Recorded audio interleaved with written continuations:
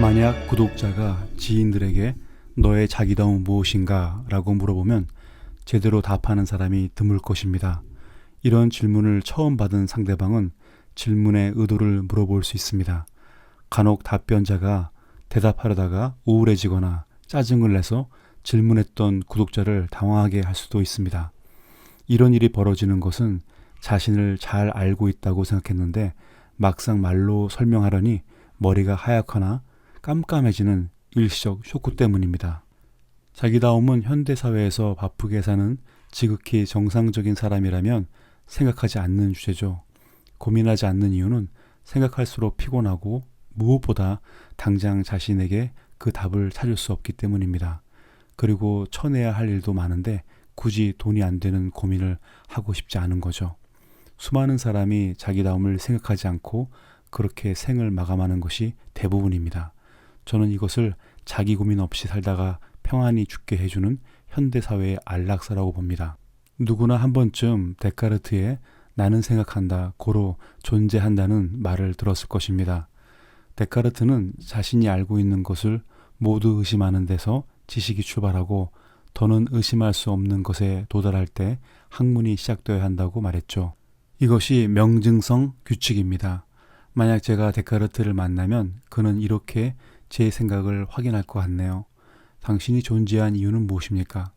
제가 머뭇거리면 당신이 존재했다는 증거가 있나요? 라고 물었겠죠. 아마 그는 대답 못하는 저에게 마지막으로 이런 질문을 했을 것 같습니다. 당신이 존재해야 할 당위성은 무엇인가요? 데카르트가 이런 식으로 질문하진 않았겠지만 그의 접근 방식으로 이런 질문을 하지 않았을까 생각되네요. 존재 이유, 존재 증거, 그리고 존재할 당위성. 혹시 이런 생각을 해보신 적이 있으신가요? 데카르트가 자신이 생각해서 존재한다고 말한 것처럼 저희도 잠깐 생각을 해보겠습니다. 우리는 지금 잘 살고 있을까? 지금 우리의 상태를 의심해 보는 것은 어떨까요? 왜 우리는 존재의 이유와 방법 그리고 목적에 대해서 자신 있게 대답하지 못하는 것일까요? 혹시 생각하지 않는 무념으로 인해 문해가 되어 우리는 뇌사 상태에 코마가 된 것은 아닐까요? 왜 우리는 자신의 존재감을 의식하지 못하는 것일까요? 앞으로 이 질문에 대한 대답을 같이 생각하면서 찾아볼 예정입니다. 지금부터 머리 아프게 생각할 필요는 없습니다. 오늘은 이제부터 생각할 주제만 던져드리겠습니다. 그럼 시작하겠습니다. 혹시 나는 생각한다, 고로 존재한다 라는 데카르트의 말이 대답이었다면 이 말은 어떤 질문의 대답이었을까요? 데카르트에게 자기다움은 무엇입니까? 라는 질문이 아니었을까요? 어쩌면 억지스럽고 철학에 대해 무지하고 무식한 상상이라고 할 수 있습니다. 하지만 중요한 것은 데카르트는 자신의 존재 이유를 대답했다는 것이죠. 요즘은 자기다움이라는 개념이 유행되었습니다. 대중가요 노래 가사부터 가전제품까지 자기다움이라는 말을 자주 사용합니다. 사용하는 의미를 살펴보면 대부분 자기 선택의 정당성과 기준을 주장하고 있습니다. 이렇게 자기다움을 말하는 분들에게 데카르트처럼 자기답게 존재하는 이유가 물어보면 난감해합니다. 모두는 절대 아니지만 어떤 분들은 자기다움을 그냥 내가 이곳에 이렇게 있다, 내가 이런 것을 원한다, 방해하지 말고 간섭하지 말라 정도로 믿고 있습니다. 이 책을 발행한 2012년에는 자기다움이라는 단어는 지금처럼 흔한 단어가 아니었습니다. 브랜드 컨셉 용어로 시작했던 자기다움이 이제는 트렌드 용어와 세계관이 되어 의미가 넓어지고 깊어졌습니다. 참고로 이 내용은 나중에 휴먼 브랜드를 다룰 때 설명하도록 하겠습니다. 사람들이 자기다움을 추구하는 것은 좋은데 남용되거나 오용되는 것 같아 걱정됩니다. 먼저 저의 생각을 나누겠습니다. 계속 말씀드렸듯이 이것은 저의 자기다움 해석일 뿐입니다. 나는 생각한다, 고로 존재한다. 데카르트의 자기다움이겠죠. 저는 나는 질문한다, 고로 존재한다입니다. 어떤 사람은 자기다움을 찾는 사람이 있고 또 어떤 사람은 자기다움을 구축하는 사람이 있습니다. 자기다움을 찾는 것과 구축하는 것이 혼용되어서 사용되고 있습니다. 이 부분도 동영상에서 하나씩 풀어가도록 하겠습니다. 남과 비교하면서 자기다움을 찾는 사람이 있고 자기다워질 때까지 기다리는 사람도 있습니다.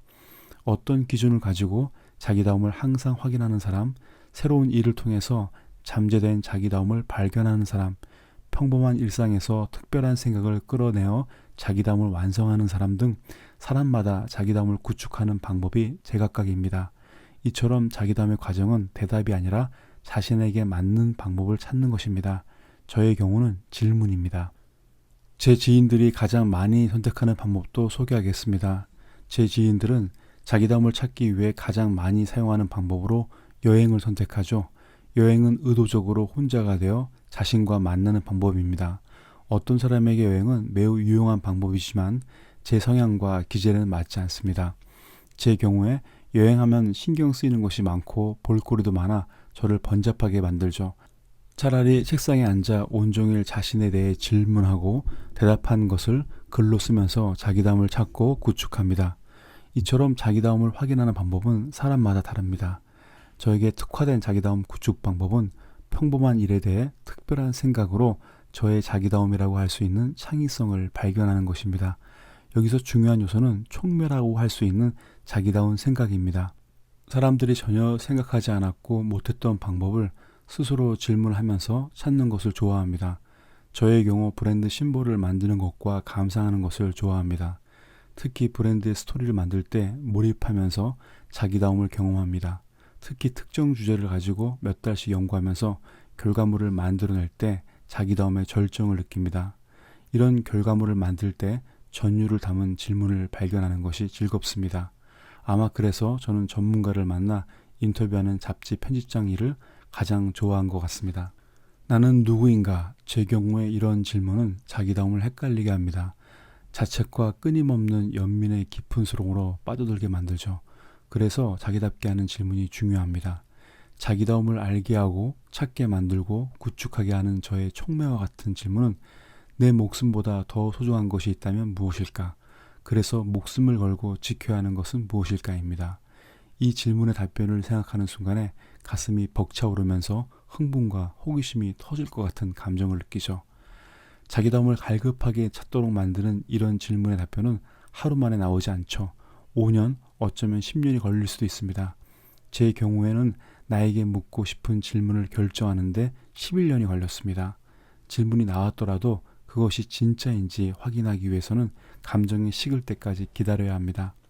1992년부터 지금까지 저는 행사기획 간사, 영업부 직원, 광고 AE, 카피라이터, 문화기획본부장, 패션 전문지 에디터, 브랜드 컨설턴트, 브랜드 전문지 편집장, 그리고 브랜드 관련 직원으로서 일하고 있습니다. 얼핏 보면 매우 다양한 경력이라고 할 수 있지만 오직 두 개의 질문이 저를 여기까지 끌고 왔습니다. 나의 창의성은 무엇일까? 그리고 브랜드란 무엇인가입니다. 처음에는 창의성에 대한 호기심에서 시작했고 그 다음에는 창조의 기쁨으로 넘어왔으며 지금은 브랜드 창조와 창조의 시장을 생각하고 있습니다. 처음에는 단순히 창조라는 묘한 상상력에 이끌렸습니다. 그 후 인간 사회에서 창조의 결과물이 브랜드라는 것을 알기까지는 여러 단계를 거치면서 변화의 생각이 필요했습니다. 브랜드라는 현상과 학문을 연구하면서 용광로처럼 내 생각에 끓는 점은 점점 올라갔습니다. 그렇다면 창의성을 밝히는 것이 나의 목숨보다 소중한 것일까? 목숨보다는 가치 없겠지만 목숨을 걸고 해야만 알 수 있는 일과 목숨을 걸 만한 일이 있다는 것을 깨달았습니다. 누군가 저에게 당신의 자기다움은 무엇인가 라고 물으면 저의 대답은 창의성과 브랜드입니다. 저의 창의성은 예술가와 다릅니다. 그리고 브랜드를 좋아하거나 빠져 있지 않습니다. 이 부분이 궁금하신 분은 제가 밑에 넣었던 웹사이트와 블로그를 보시면 이해되실 것 같습니다.